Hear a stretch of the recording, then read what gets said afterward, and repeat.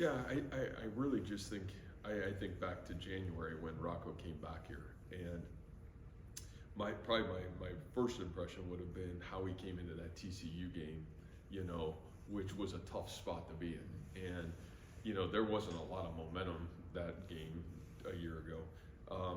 But I felt like when he went in, I think just how he was such a great teammate through the season, there was an energy around Rocco when he came into that game.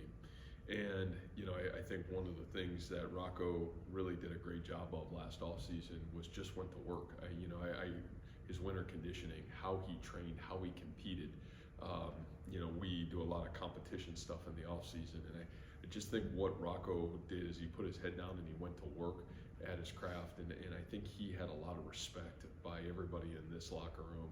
You know, when we went to the summer and, you know, the dynamic of things shifted, you know, I think Rocco, almost everybody galvanized around him. And, you know, the stats are one thing. I think then you go to that Ohio game, you know, and how he played, and the kids up all night puking, and, you know, literally we're at halftime and he's outside and you know, can't even come into the locker room and finishes that game. I just think those intangibles, you know, I think what I appreciate about him is the it factor that he brings to the table. And it's going to be really fun too, and we've talked about this, how do you keep filling in the gaps? How do you keep growing as the quarterback within the system? And there's a lot of growth that's out there for him to continue to grow into.